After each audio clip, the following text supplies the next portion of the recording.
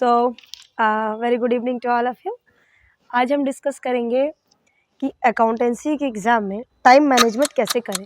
ठीक है, most of the students का यही प्रॉब्लम होता है कि हमें आंसर सारे आते थे बट हम टाइम मैनेज नहीं कर पाए, क्वेश्चन छूट गया। ठीक है, तो today we will discuss about the time management कि पहले क्या करना है, फिर क्या करना है कि 2.5 घंटे के अंदर हमारा पेपर कंप्लीट हो जाए। Okay, so let us start. हमें स्टार्ट करना है 6 मार्क्स के क्वेश्चन से, that is the 34th number question, है ना। उसको हमको सॉल्व करना है। पहले हमको पूरा पार्ट बी कंप्लीट कर लेना है। अब पार्ट बी में एक ऑप्शन भी होता है, कंप्यूटराइज्ड अकाउंटिंग। कंप्यूटराइज्ड अकाउंटिंग हमारे काम का नहीं है, उसका एक भी क्वेश्चन सॉल्व मत करना, दैट इज ऑप्शनल। उसको बिल्कुल भी सॉल्व नहीं करना है हमें, ठीक है ना। चलो अब हम आते हैं 4 मार्क्स। 6 के बाद हम कौन से मार्क्स में जाएंगे? 4 मार्क्स में, है ना। फिर हम जाएंगे 3 मार्क्स में। ऑपोजिट सॉल्व करना है हमको पेपर, क्योंकि होता क्या है, अगर हम ऑब्जेक्टिव क्वेश्चन पहले सॉल्व करने लगते हैं, है ना, कई बच्चे होते हैं, सबसे बड़ी मिस्टेक ये होती है कि पार्ट ए सॉल्व करने लगते हैं। पार्ट ए में ये प्रॉब्लम हो जाती है कि पार्ट ए में 1 to 16 जो है वो ऑब्जेक्टिव्स होते हैं, ठीक है। और जब आप 1 to 16 ऑब्जेक्टिव सॉल्व करोगे, कई बार होता है आंसर नहीं आ रहा हमें, तो हम क्या करते हैं, उसके लिए वेट करने लगते हैं। ठीक है, एक एक क्वेश्चन में हम 2 3 4 मिनट ऐसे वेट करते हैं, और फिर वो वेट करना नहीं होता है, वेस्ट करना होता है।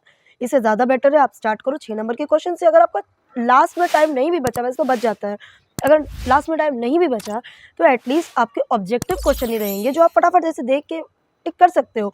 इतना आइडिया हो जाता है जब हम पढ़ते हैं। तो एमसीक्यू को जब लिखते हो तो कैपिटल्स में लिखना है, ठीक है, नाम नहीं लिखना। जैसे मान लो फॉर एग्जांपल कोई भी एक क्वेश्चन है, उसका कोई आंसर है, ठीक है, एक क्वेश्चन है असर्शन रीजनिंग का है, हमको नाम लिखना ज़रूरी नहीं है। अगर आपके पास टाइम नहीं है ना, आपको ऑप्शन पता है, फर्स्ट का ए है, कैपिटल्स में लिखना है फर्स्ट का ए, लेकिन कोई भी होशियारी करने की कोशिश मत करना कि ए को हम थोड़ा सा डिज़ाइन कर दें तो वो हमें कन्फ्यूजन है, ए भी हो सकता है, बी भी हो सकता है ना। हमने क्या किया, हमने डिज़ाइन कर दिया ए को कि वो बी की जैसा दिखे, तो यहाँ पे 0 मिलेगा आपको, तो ऐसा दिमाग मत लगाना, ठीक है, ओवर स्मार्ट मत होना।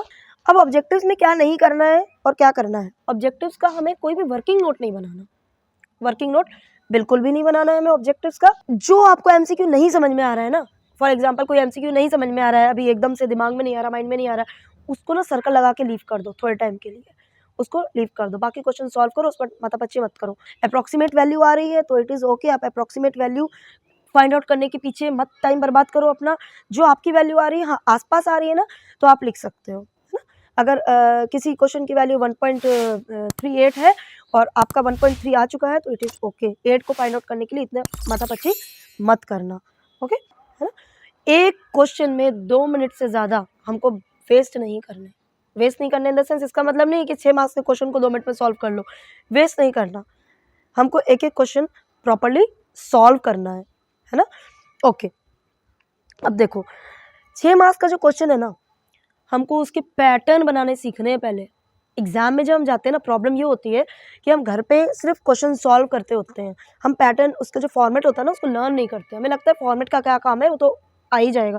ऐसा नहीं होता है, हमें बिना देखे फॉर्मेट बनाने की प्रैक्टिस कर लो। 15 डेज डेली अपने आप को दो, सिर्फ फॉर्मेट को रट के लिखना है, सिर्फ रट के लिखना है।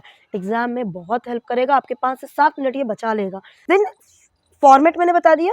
अब हमें जो वर्किंग नोट होता है ना, जैसे हम शेयर कैपिटल, बेसिकली जनरली हम कंफ्यूज हो जाते हैं कि अब एंट्रीज कहाँ करना है, रीइशू में कितना आया, फोर फीचर में कितना आया।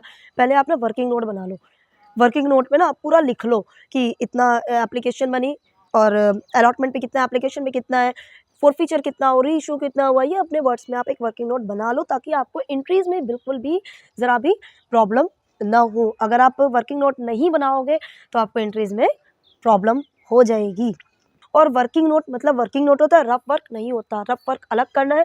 बच्चे क्या करते हैं, कैलकुलेशन इधर उधर करने लगते हैं, है ना, कि इधर थोड़ा सा कैलकुलेशन किए, उधर थोड़ा सा कैलकुलेशन किए, और उसके बाद सारा मिक्सअप हो जाता है। Working note and calculation everything mix हो जाती है, और उससे क्या होता है, एग्जाम जो कॉपी चेक करते हैं एग्जामिनर, उसको प्रॉब्लम होती है कॉपी को चेक करने में, वो इरिटेट भी हो सकता है ना।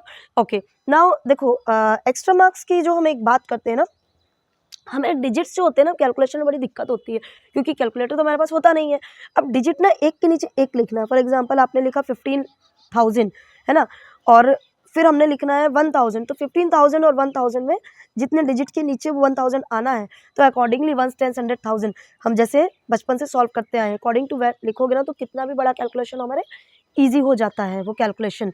नाउ एक आता है परसेंटेज 6%, 9%, 10%, इसको प्रैक्टिस कर लो डेली घर में, ठीक है। जनरली देखो 6 आता है, 10, 12, 9, 8 इतना परसेंट, तो किसी भी डिजिट का 20,000 का, 30,000 का, 13,000, 14,000 का 6% कितना होता है, 9% कितना होता है, ये छोटे छोटे 5-5 मिनट लगेंगे आप लोगों को कैलकुलेट करने में, बट ये आपको एग्जाम में बहुत बहुत हेल्पफुल रहेंगे। ओके, अब एक और चीज़ आती है जो इंपॉर्टेंट होती है, कई बार आता है 33.33%, है ना। बच्चे घबरा गए, अब 33.33% कैसे कैलकुलेट करेंगे, ठीक है। तो हमने क्या करना है, 33.33% is nothing, only it is just 1/3, ठीक है। तो कहीं भी आता है तो 1/3 कर देना। और 16.66% इट इज़ 1/6, तो 16.66 आएगा तो हमने 1/6 लिख देना है ना।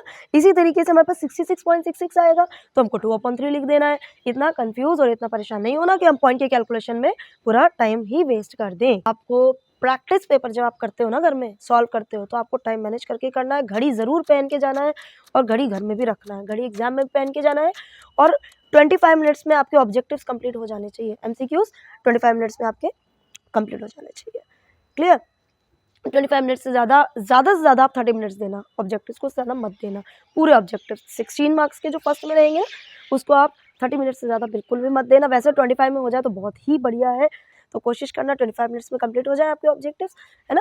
और बिल्कुल अकॉर्डिंगली ही स्टार्ट करना, क्वेश्चन पेपर लास्ट से स्टार्ट करना, बार बार आई एम रिपीटिंग, लास्ट से स्टार्ट करना, ताकि आपके एक भी मार्क्स नहीं जाए, ठीक है। चीटिंग मत करना, चीटिंग करने से हम अपना ही टाइम वेस्ट करेंगे। तो ये कुछ छोटी छोटी सी ट्रिक्स थी जिसमें से आप मार्क्स अच्छे से स्कोर कर सकते हो। और अगर कोई भी डाउट हो, कोई भी क्वेरी हो, कोई भी प्रॉब्लम हो, you can directly you can comment. Okay, so all the best and thank you all of you.